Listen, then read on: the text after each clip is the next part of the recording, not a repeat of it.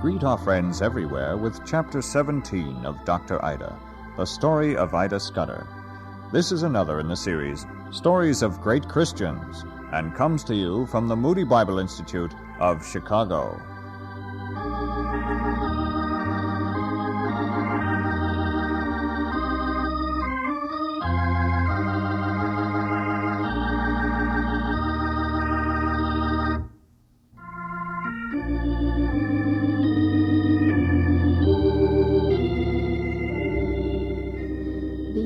Of service were passing, and the hospital at Vellore was our major ministry.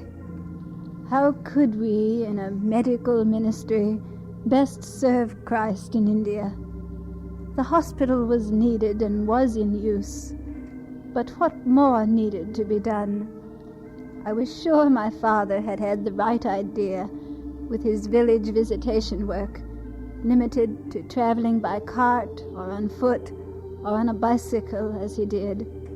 The limitation was time and transportation. So when I began to read about a newfangled invention, popularly called the horseless carriage, I was sure an automobile was exactly what was needed. It was a red-letter day when it arrived. My diary recorded it in capital letters. September 23rd, 1909. The new motor came today. Hallelujah. Good heavens, Ida! What a horrible sound! What is the name of that contraption? It's called a Peugeot, Mother, made in France. It does look something like a carriage, folded top, but wire wheels? Looks like a bicycle. I'll take you for a ride just as soon as the mechanic finishes bolting it together. Not me, you won't. I'm much too old for that kind of adventure. Mrs. Scudder, are you certain this is the automobile you ordered? Of course it is. The numbers of the crates are the ones I have on the invoice. Is anything wrong? Well, this has only a one-cylinder motor. Peugeot makes a two-cylinder model, which is much better and faster. I purchased the cheapest model I could get. Then this is the car you ordered. Ah, a pity. One cylinder, two cylinders. What does it matter? You will soon discover what a one-cylinder motor means. You're finished? I am ready to crank the engine. You do know how to drive. Oh, I expect you to teach me. And Hussein, one of our workers. Madame expects me to teach her to drive? Just like that? Yes. I came to assemble the vehicle, and I have a train I must board to return to Madras. Surely you can spare a few extra minutes of your time to teach me to drive. You'll still catch your train. Oh, in Madras, we take 6 weeks to teach people to drive. But this isn't Madras. May Allah forgive me. I have never yet taught a woman to drive. Let us begin.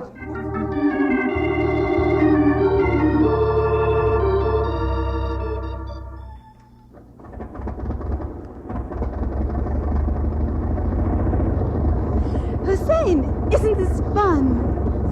Fun, Missy? Yes, and it's so much faster than the carriage. Yes, Missy, but the car shakes so big. So much. Motor shake very much. I'll let you drive on the way back. Yeah. Well, yes, Missy, but I think my teeth, they will fall out. We will have better roads someday, and there will be many automobiles. Will people torture themselves this way? I think they will. Hussein, why do the people run away when they see us coming? They are afraid. When they hear and see motor, they say devil is coming. That's ridiculous. Blow the horn so they will know we are coming. Missy. What's the matter? Look, the horn. She's gone. Someone has stolen the horn. Yes, Missy. We must get another. It's not safe to drive without a horn. Missy, please. We do not need horn. Motor, she makes so much noise. Everybody hear us coming.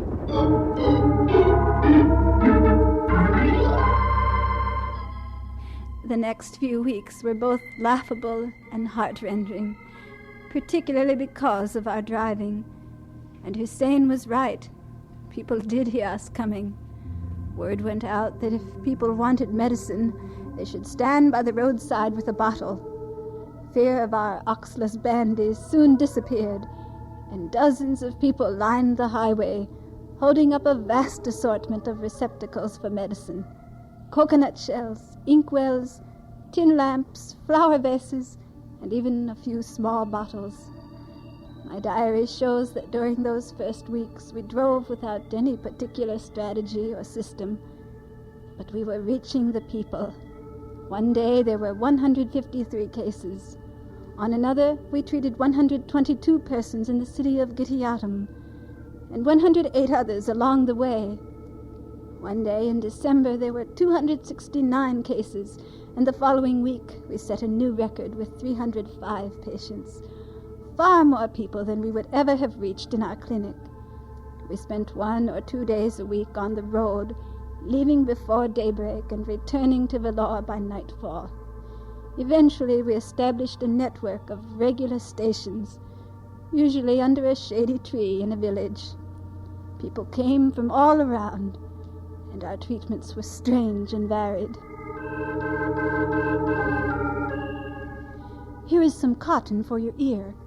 You will need to use it as the infection drains. Should I eat it now, Dr. Emar? You don't eat it. You put it in your ear. Why you wash your hands so often, Dr. Amal? They will only get dirty again. And what is your problem, lad? It is my ear. What is the matter with your ear? Some boys pushed a stone into it. Oh, I'll have to remove it, and it may hurt. But you're a brave boy, aren't you?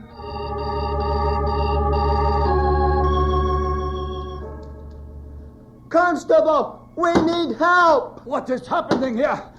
Who is throwing stones at this motor car? Do you not know that every Wednesday the doctor goes out in his car, taking medicines with her and gives them to anyone who is sick and needs help? Oh, for shame it is that anyone should throw stones at Dr. Amal and her motor car.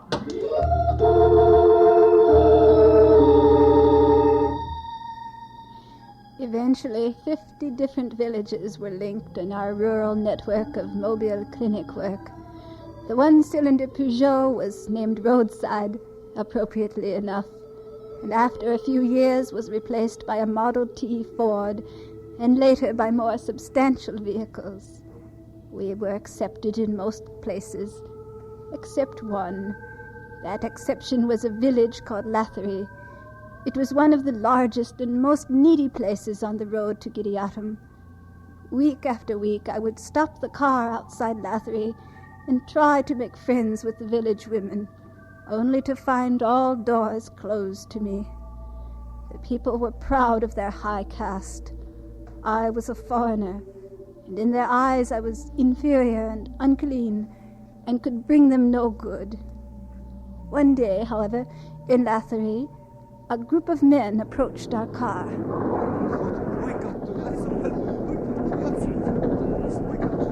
Well, Dr. Ida, we finally have visitors. Do they look friendly to you, Hussein? Who can tell? These people, so proud, they always wear big frown on their faces. Oh, I hope they are friendly. We need to establish a station here. Can you help us, Dr. Amal? Of course. Which of you is sick? Why are you laughing? We are not sick. Our bullock is sick. Your bullock? Yes, it is his ear. Here, you see? Yes, I do see. Your animal has a tumor in his ear. It must be removed. The bullock is very important in our village. We cannot plow without him. You must help him. I'm not a veterinarian. What is that? Never mind. I'll do what I can. But I'll need your help. You and your friends must get your bullock to lie on the ground. Then hold him firmly so he won't move or kick. Oh, he is mean-tempered. But because he is sick, perhaps we can do this. Come on. Hussein, bring my instruments and the stove to make hot water. We'll set up right here. Here, Missy. Do you think we can take the bullock to the hospital, Hussein?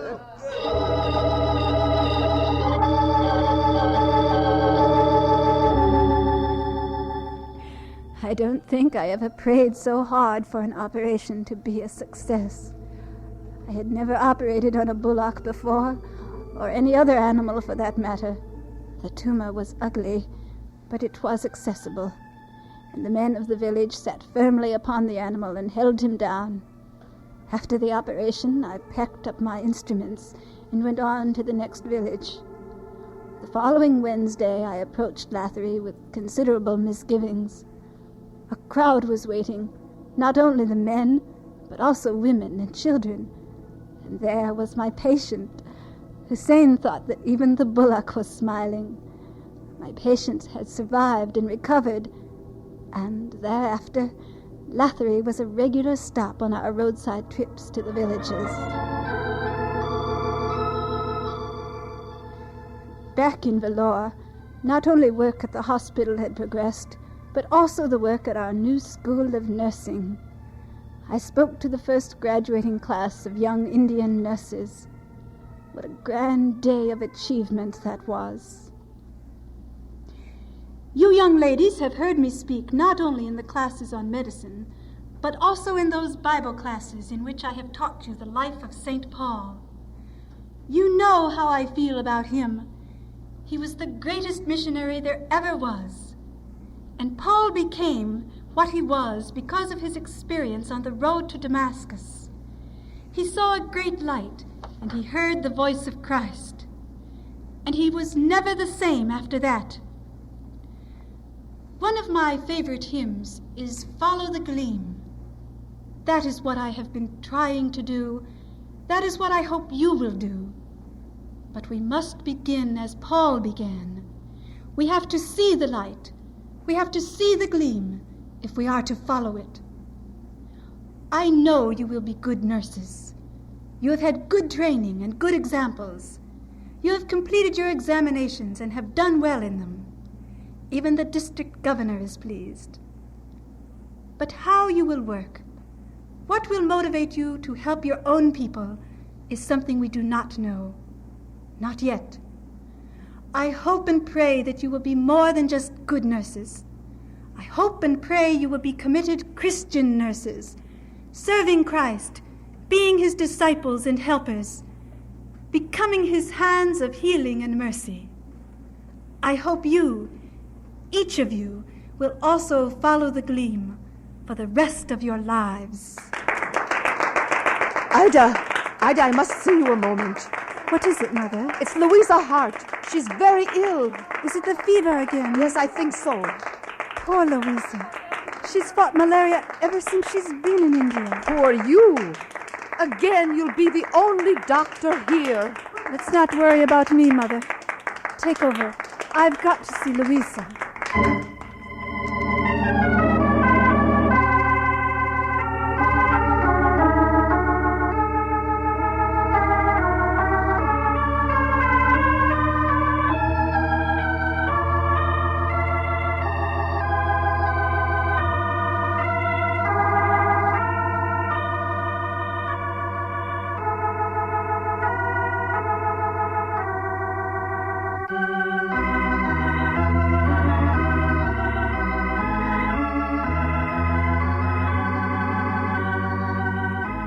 And so we conclude Chapter 17 of Dr. Ida, the story of Ida Scudder.